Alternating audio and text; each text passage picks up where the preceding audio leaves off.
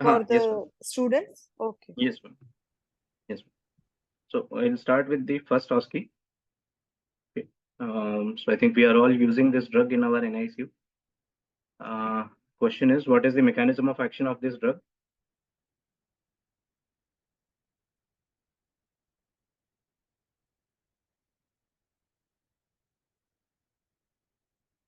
Where is it commonly used in neonatal practice?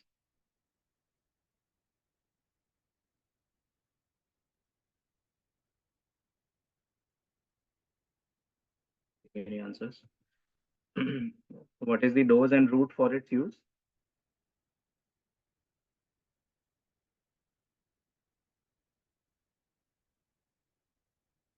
And what are the potential adverse effects of its use in the NICU?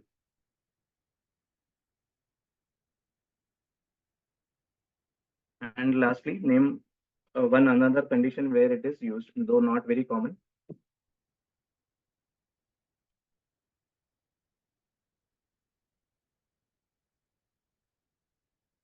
I can see some answers here.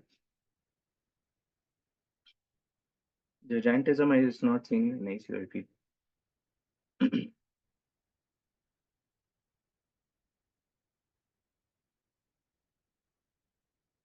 Okay, so I'll start with the answers.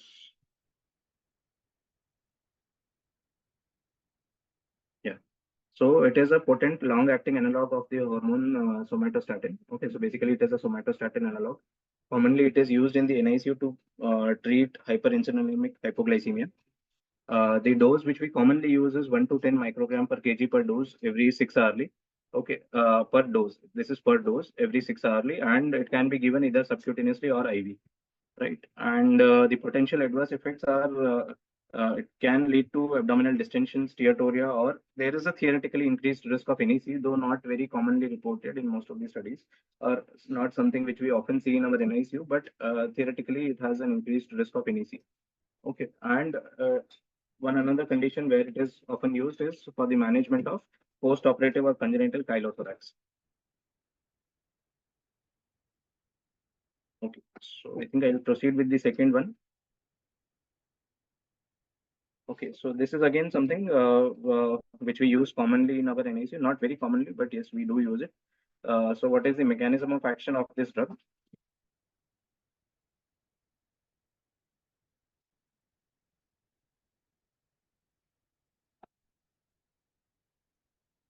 Second is, where is it commonly used in neonatal practice? And what is the serum half-life of this drug? So I think for the second question, almost everybody is responding correctly. The half-life is, yes, it is very short half-life.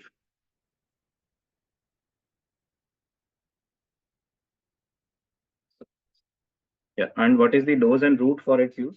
And what are the potential adverse effects of its use in the NICU?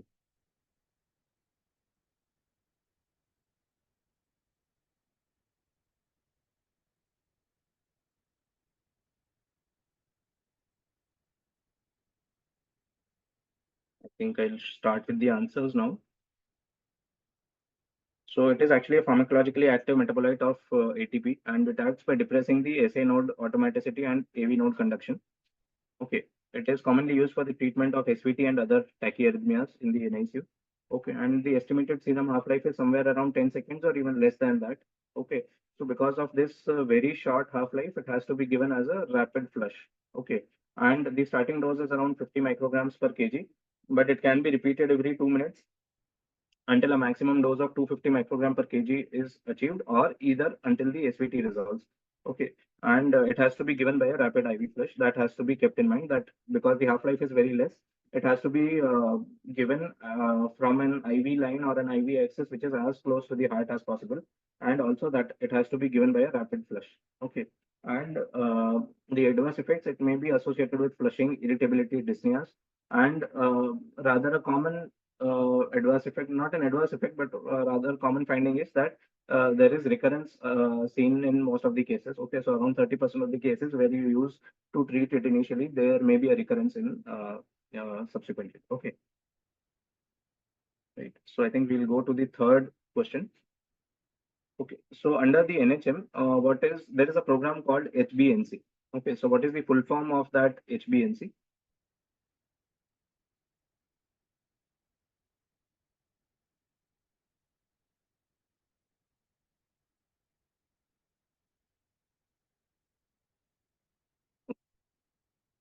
Nobody has answered. Yeah, so yeah, people have started answering.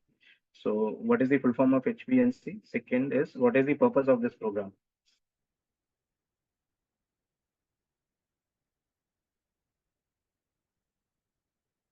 What is the schedule of visits under this program in case of an institutional delivery? And the next question is, what is the schedule of visits under this program in case of home deliveries? Okay, and lastly, what is the incentive a healthcare worker would get under this scheme?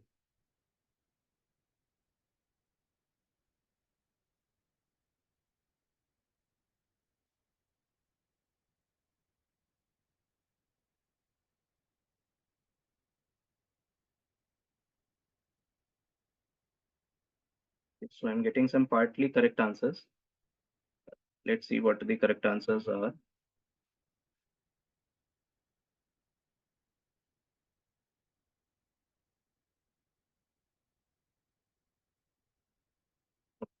So HPNC stands for the home-based newborn care.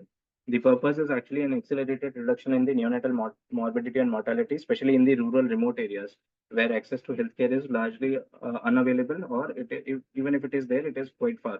Okay, so basically to decrease the rural morbidity and mortality for the neonates. Okay, the schedule of visit for institutional deliveries, it is the first visit has to be on the third day, then subsequently on the 7, 14, 21, 28, and 42 days. Okay, so within the first 6 weeks, there have to be six visits. Okay, this would be by an ANM or an ASHA worker, right?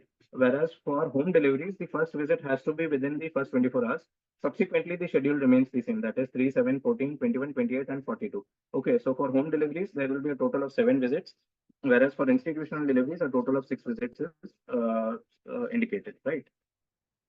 And usually the incentive, as of now, till date, the incentive which is set by the government is 250 rupees after the completion of all the 6 or 7 visits of that baby. Okay, so for per baby, once they complete these 6 or 7 visits, at the end of those visits, they would get amount of 250 rupees. Okay, and basically what they do in each visit is where they have to assess whether the baby is doing good or not.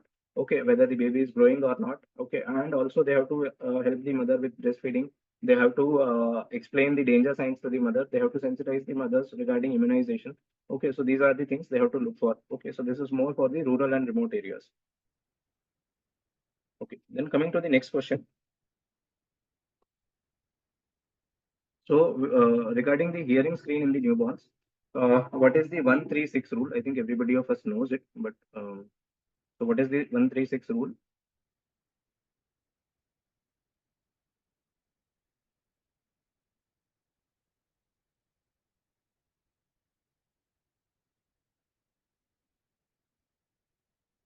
Okay, I think somebody has written screening within 24 hours. No, that is not there.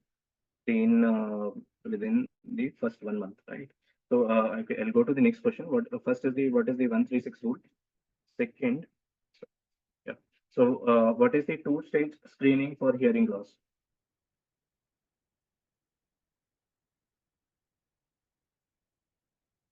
Okay, and how is AABR different from OE for hearing screening?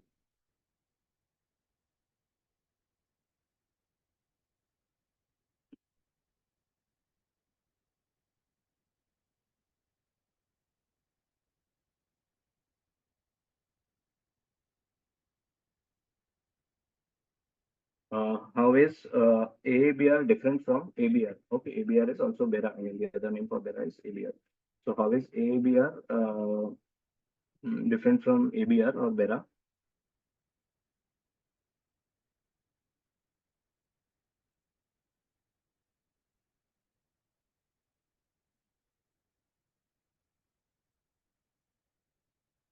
Okay, so some partly correct answers again. I think I'll go with the answers. Okay, so some partly correct answers again. I think I'll go with the answers. Okay, so some partly correct answers again. I think I'll go with the answers. Okay, so some partly correct answers again. I think I'll go with the answers. Okay, so some partly correct answers again. I think I'll go with the answers. Okay, so some partly correct answers again. I think I'll go with the answers. Okay, so 136 rule is the first screen for hearing loss has to be done not later than 1 month. Okay, so first screen has to be done within the first 1 month. And infants who fail this screen, they should have a formal evaluation by an audiologist not later than 3 months. Okay, so screen has to be started within the 1 month. That has to be confirmed by 3 months, and by the end of 6 months, intervention has to be done. Okay, so within the 6 months, intervention has to be done. Okay, so that is the 136 rule. And the two-stage hearing screening. Now, somebody had written BERA. BERA is a diagnostic test. Okay, so I am asking two-stage screening. Two-stage screening is so first screen you have to do either with a AABR or with an OE. Okay, if that first screen fails, the second screen has to be done by AABR only. Okay, so for the second screen, you do not go for this thing OE. So first screen you go for OE or AABR. If the baby passes it, then nothing much to be done. If the baby fails the first screen, then before you go for this thing, some intervention, just to confirm your finding, you go for a second screen with ABR only or with this thing. Second screen with ABR only, right? Then how is ABR different from OE? I think that most of you have answered correctly. That OE it tests the functions only of the outer hair cells of the cochlea, whereas the auditory neuropathy would not be detected. Okay, so that is the problem with OA. That is why, I mean, most of the guidelines they recommend preferring AABR as over autoacoustic emissions. Okay, but how this AABR is different from MERA? This AABR is something which is a very simple screening test. Okay, so it does not require an audiologist. It requires a machine, but it does not require an audiologist. It is simple and it does not require an audiologist. It only gives you the result of pass or fail. Okay, so if I do an AABR, I will just come to know whether the child has passed the screening or not. It will not tell me the exact location or what is the severity of hearing loss, nature of hearing loss. All that would not be indicated. For that, I need to go for a BERA. And for BERA, you need an audiologist. Okay. So ABR is a screening test, whereas ABR is a diagnostic test, or BERA is a diagnostic test. Right. Okay. Then coming to the fifth OSCE. Uh, so we have a preterm baby, 28 weeks of gestation, who had a turbulent postnatal course. And on day 28, we did a screening ultrasound, and this was what we found in the sagittal juice.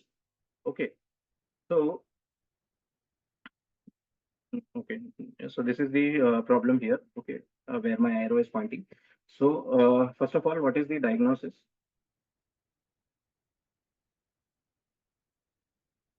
Okay,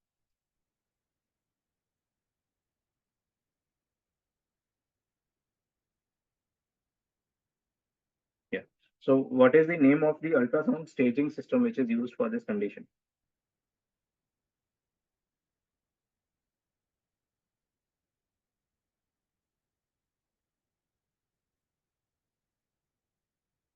Third is what is the newer terminology which is proposed to include this condition as well as other related conditions in the group? Okay, so slowly we are moving ahead to a newer terminology. Okay,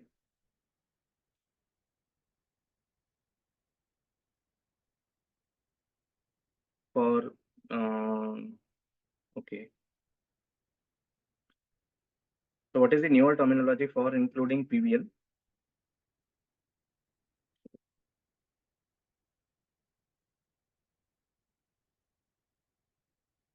Okay, and what is the expected long-term outcome? And last is what is the pathophysiology?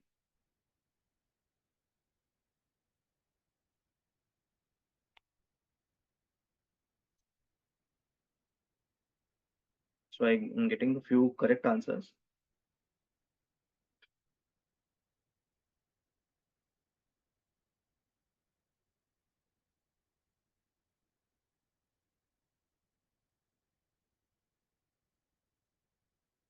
So I'll start with the answers now. So to be very precise, this was a cystic PVL. Okay, now PVL can be of three different types. It can be a cystic PVL, it can be a non-cystic PVL, it can be a diffuse PVL. So to be very specific, this was a cystic PVL or a cystic periventricular leukomalacia. Okay, then the staging system which we use is a De Vries staging system. The newer terminology which nowadays we are using, it is, I mean, it is coming up in the literature. It is not very common at this point, but it is something which will definitely replace PVL. Okay, so PVL now comes under the broad terminology of encephalopathy of prematurity. Okay, so this was proposed way back in 2005, but it is still gaining this thing acceptance at a slow pace. Okay, so now PVL and other white matter disorders as well as gray matter disorders, they are all coming under the purview of encephalopathy of prematurity. Okay, and so the answer for the next question is cystic PVL. What is the long-term outcome? Okay, so outcome, I mean, PVL is one thing which, if you see in your NICU for any baby, that should disturb you. Okay, because PVL is something which is by and large almost always associated with a especially this type of cystic PVL is almost always associated with a spastic diplegia. Okay, once your baby lands up with this cystic PVL, the outcome is, I mean, the motor deficit is by and large going to follow. Okay, so I mean, this is something if you see in your NICU babies, you should be worried.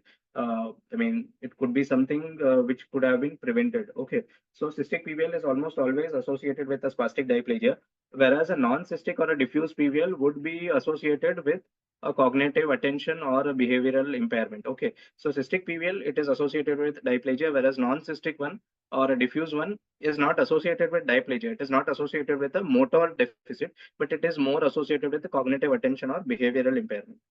Okay. And lastly, what is the pathophysiology? Now, again, the pathophysiology is very complex. Okay, and it is not something which we know 100% to be sure, but it is actually a complex interplay of hypoxia, ischemia, and inflammation of the oligodendrocyte progenitor cells in the especially in the periventricular white matter. Okay, so because of that, I mean, because of the turbulent NICU course, because of the turbulent perinatal course, some hypoxia, ischemia, and some inflammation going on. Because of that, there is damage to the progenitor cells, and as a result, it lands up with the permanent damage to the white matter. Okay. So coming to the next question, it is about the high frequency ventilation in the neonates. So what first is what are the characteristics of high frequency ventilation? Okay, I mean, how is the high frequency ventilation different from a conventional ventilation? What are the characteristics of high frequency ventilation?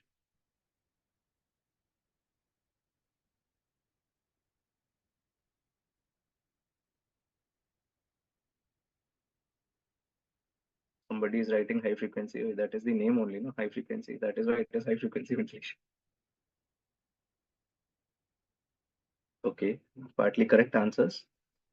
Okay, then next is enumerate the proposed mechanisms of gas exchange in high frequency ventilation.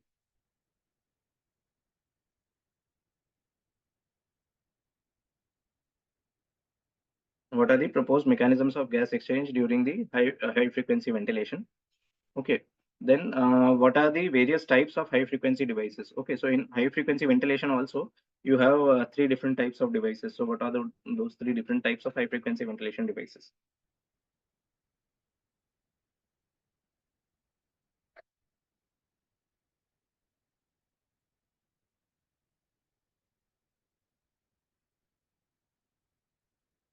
Okay. What are the parameters to control oxygenation in high frequency ventilation? And what are the parameters to control ventilation or gas exchange, that is your CO2 elimination in high frequency ventilation? Okay. So what are the parameters to control oxygenation and what are the parameters to control ventilation or CO2 elimination?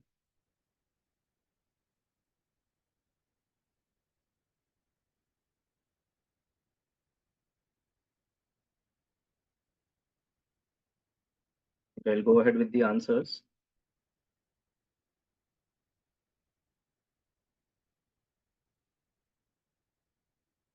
Okay, so the characteristics of high frequency ventilation. First is the frequency. High frequency ventilation is any ventilation where the frequency is more than 2 hertz. More than 2 hertz means normally 1 hertz is 60 breaths per minute. Okay, so more than 2 hertz is definitely somewhere more than 120.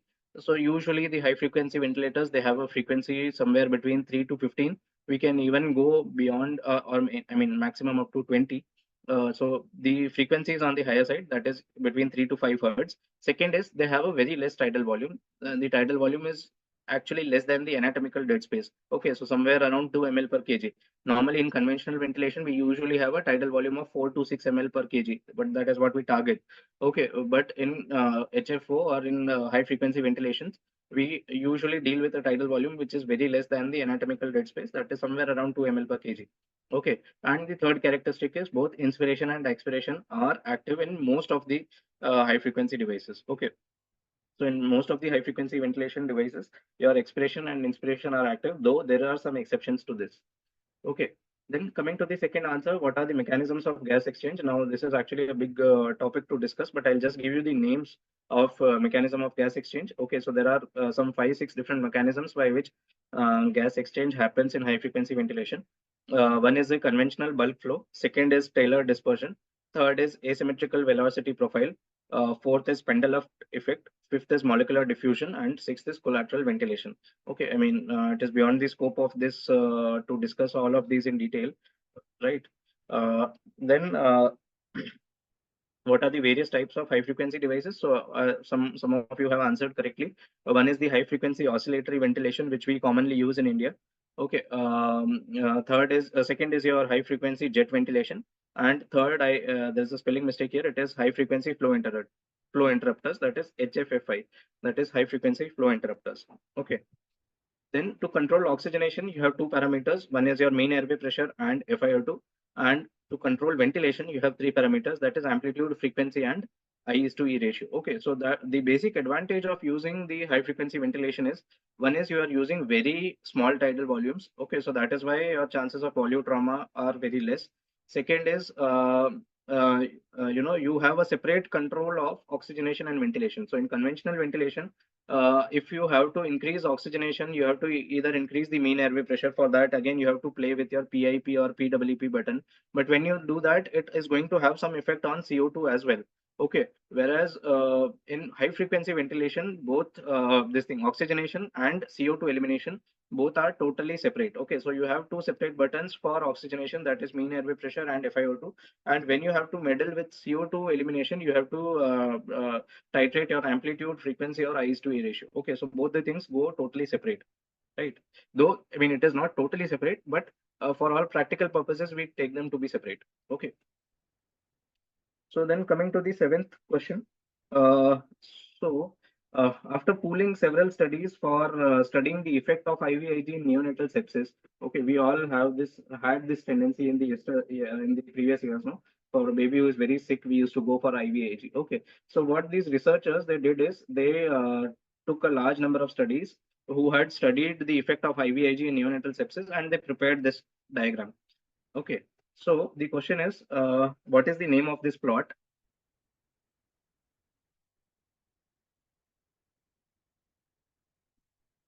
No. No.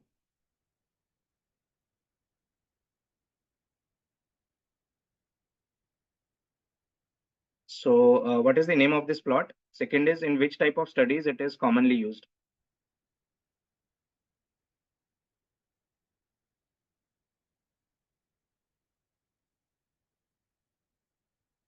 Okay. Third is, this plot is used to detect which type of bias.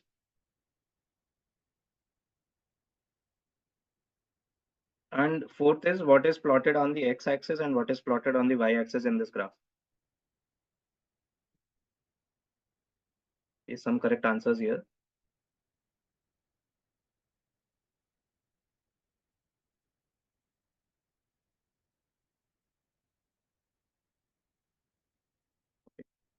So I'll go ahead with the answers.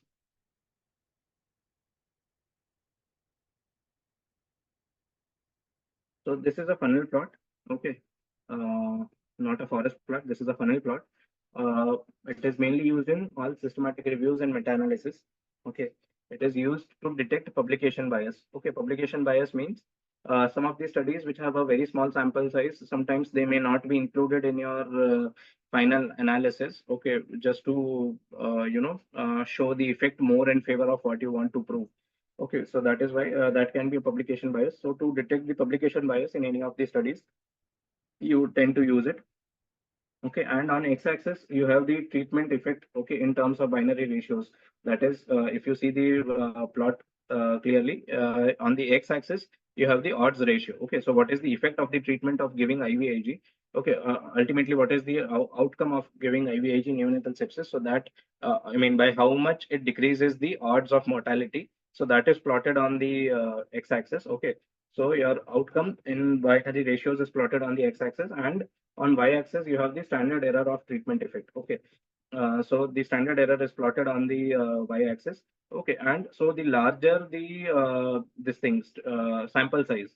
So the name is a funnel plot because the larger the sample size, the smaller would be the standard error. Okay, so larger the sample size, more reliable that study is. So it is more likely that you will get a reasonable correct answer. Okay, so as you move top of this pyramid, the sample size increases. So the larger the sample size, you are more at the top. The smaller the sample size, your studies will be scattered around the expected odds somewhere on either side. Okay. Okay. Then coming to the last question. So this is again from statistics.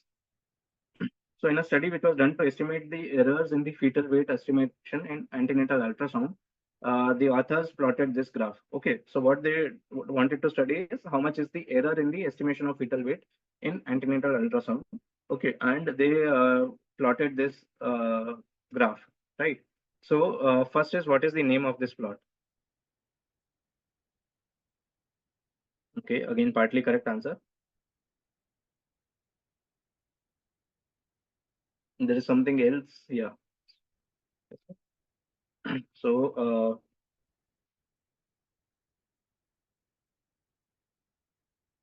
okay, so what is the name of this plot? Second is, this plot is used to display what measure of central tendency. Okay, what do the points A, B, and C signify here? Okay, and also what does the point D represent?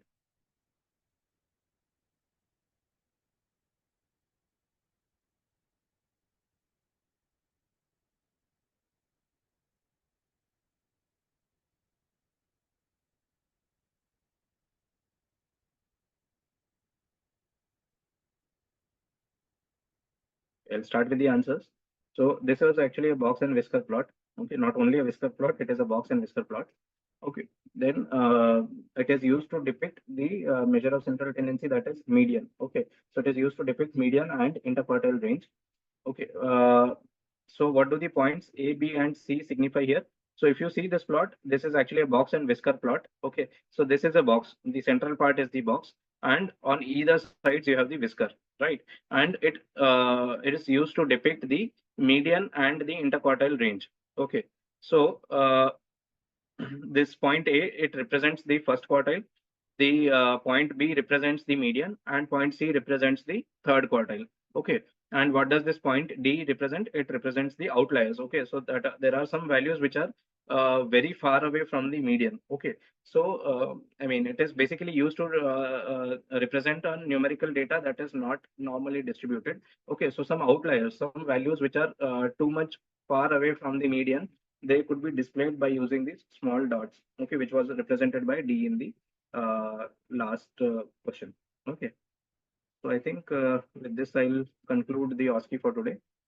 There are questions, I can take it up. It's already late, Dr. Sanjay. Yes. Thank you so much for an excellent OSCE and excellent like interaction with the student. I am sure they must have been benefited. Thank you so much. We will like to invite you again. Thank you so much. Thank you, ma'am. It's a pleasure. Good night. Good night. Thank you. Thank you, sir. Thank you, ma'am.